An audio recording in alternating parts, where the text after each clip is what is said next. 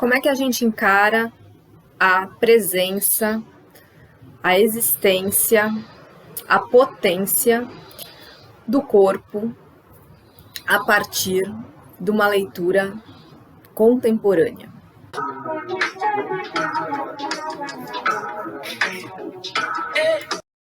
Eu já falei aqui em algum vídeo lá no passado sobre a presença do corpo na contemporaneidade, ou seja, de que forma hoje as consequências de imposição de imagem da sociedade contemporânea, a cultura do desempenho, vem afetando a forma como as pessoas lidam com os corpos. No entanto, eu acho relevante trazer também um panorama para que a gente possa encarar o corpo de outras formas, né? Para além dessa pressão, para além dessa construção do que deve ser um corpo na contemporaneidade. Há outros elementos, há outras ligações e relações que a gente pode levar em consideração, e eu queria começar com a ideia de corpo tecnológico, né?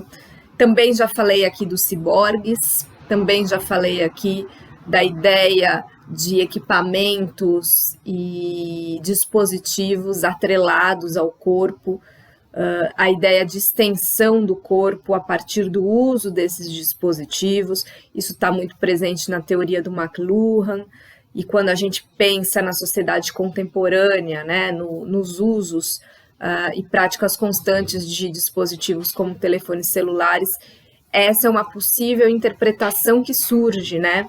Os nossos corpos se estendendo cada vez mais a partir do uso desses dispositivos. Isso é uma leitura, eu queria trazer aqui uma leitura um tanto quanto diferente disso, uma vez que a gente está falando também a partir de uma perspectiva que não separa humanos e objetos, mas que encara essa conjunção, essa cadeia sociotécnica entre esses dois elementos e tudo que se constitui a partir daí. Pensando dessa forma, como que ficaria, então, a visão do corpo diante deste momento que estamos vivendo, que já não nos vemos tão separados desses objetos? Para começar, então, vale a pena retomar o quanto isso é algo que foi, de alguma forma, construído, né?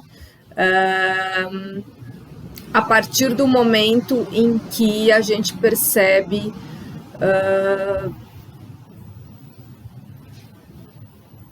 que o corpo sozinho, aí retomando a ideia do ciborgue, o corpo sozinho, o corpo humano, ele é muito menos capaz de fazer várias coisas, de atingir lugares, temporalidades, espacialidades.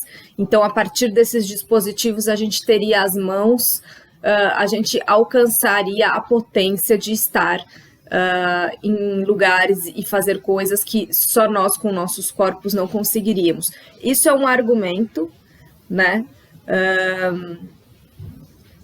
Mas há algumas críticas para pensar no ineditismo desse fato. O Danilo Patsdorf, por exemplo, vai dizer que a qualidade primeira do corpo não é algo unitário. Essa ideia de corpo como algo unitário também foi uma construção da modernidade, né? O corpo, ele sempre foi algo que está próximo e permite o acoplamento, a coligação, a heterocomposição, né? E essas seriam as suas características primordiais, né?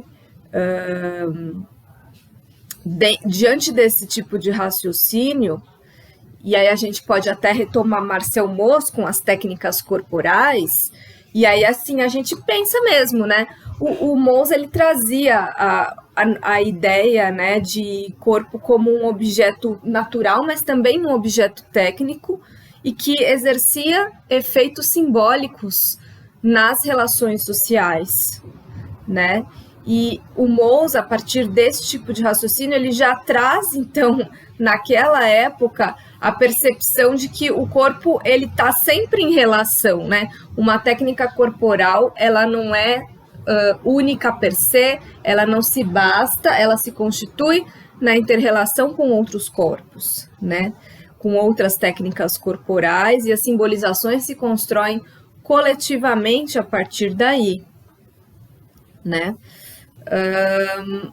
Pois bem, então faz muito sentido a gente pensar que na sociedade contemporânea informatizada esteja presente um registro que não é tanto um corpo unitário, né? Embora a modernidade tenha feito um esforço de individualizar cada um de nós e nossos corpos, a sociedade contemporânea vem retomar e mostrar o quanto essa questão da nossa capacidade corporal ela está muito amplificada e de maneira exaustiva, e de maneira também para fora de nós, dos nossos limites físicos corporais. A ideia de um indivíduo, né? Como é que a gente pode mensurar a ideia de um indivíduo que usa um telefone celular e que executa a partir desse telefone celular ações específicas, né? E essas ações elas têm consequências, têm relações derivadas, e a partir daí isso está fora do controle do corpo individual. Uma vez que caiu na rede sociotécnica, uma vez que as ações já foram encadeadas, a ideia de indivíduo responsável por um corpo e por uma ação específica meio que desaparece, né? Esse indivíduo, ele é continuamente conectado ao seu entorno, derivado de relações, né? E presente no fluxo. Está presente no fluxo, e esse fluxo, ele não é um fluxo estático, é um fluxo dinâmico. Então, ao mesmo tempo que as tecnologias constroem múltiplos lugares informativos no espaço, a gente pode pensar como as tecnologias também constroem múltiplos lugares corpóreos, né, que rompem com essa ideia individualizante do corpo, né? Parece um pouco viagem, mas de fato o nosso desafio de entender o complexo social contemporâneo a partir das tecnologias e a partir do protagonismo dessas tecnologias e suas alterações nas formas de sociabilidade, de construção de ser e estar no mundo, exige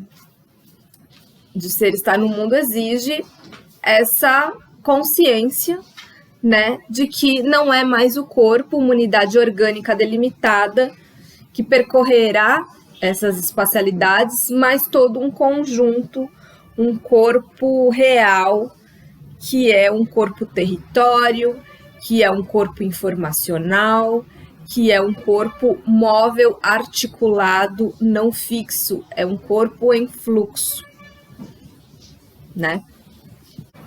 Então, de fato, o corpo pulveriza a sua massa, faz desaparecer a ideia de unidade para se disseminar a partir dos fluxos informacionais. Estamos cada vez mais, então, diante de uma noção de que não há uma corporeidade, uma corporalidade que parte de um lugar e que chega em outro, mas que está ali transitando por um espaço, uma ambiência muitas vezes invisível. É claro que isso não significa que nós não marquemos presença nos espaços, mas a gente está cada vez mais fisicamente nesses espaços, mas os nossos corpos viajam para outros espaços, se atualizam, habitam. Então, não faz muito sentido a gente pensar no único que preenche um espaço vazio. pensando juntamente com Danilo Patsdorf, então, não se trata de negar a presença humana, não se trata de falar em ciborgue, até a própria ideia de ciborgue parece um pouco ultrapassada, porque ciborgue me parece uma coisa muito mais dos implantes no corpo, né? E a gente aqui está falando de exocorporeidades, e não se trata de negar o humano, mas se trata sim de questionar a posição dominadora do humano, da ideia de humanidade e a sua suposta independência com relação ao todo, né? Latour vem mostrar como estamos concatenados em relações sociotécnicas e sempre tivemos interlocutores, mesmo antes, quando não era tecnologia, eram outras ferramentas, eram outros utensílios, eram outros elementos que compunham os nossos parceiros interlocutores dessas cadeias sociotécnicas, né? Então, cada vez mais é preciso a gente também criticar e questionar o corpo como uma entidade autofundada e mostrar que, na verdade, é um processo coligado ao exterior.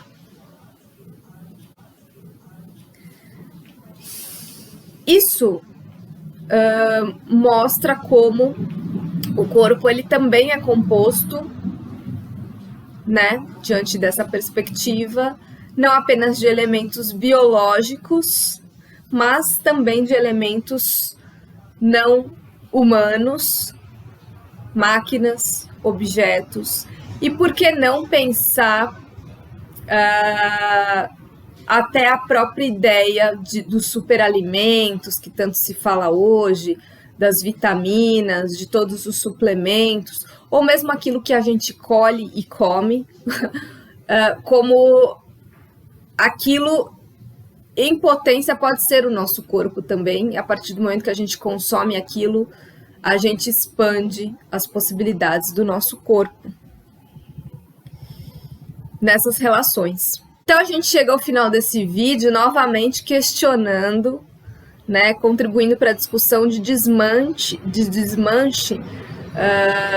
da ideia de um humanismo autocentrado e dando novas abordagens, novas perspectivas a essa ideia, né? A sociedade informacional, de fato, requalifica o que a gente chama de humano, e os objetos compõem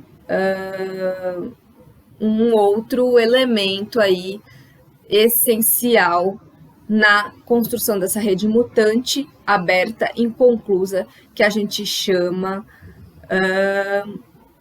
de corporalidade. Então, agradeço demais ao Danilo Patsdorf por trazer essa reflexão, né, dos nossos corpos, como integrantes, talvez, de uma ecologia transorgânica, assim como ele chama, né? Uma corporalidade espraiada, fragmentada no tempo, no espaço, imbricada, implicada numa multidão de corpos, objetos, fluxos, dados que a interpelam, né? E que permite, então, pensar que um novo corpo está surgindo, novas experiências que devêm justamente dessas transformações e que ele vai chamar então de corporalidades reticulares e híbridas.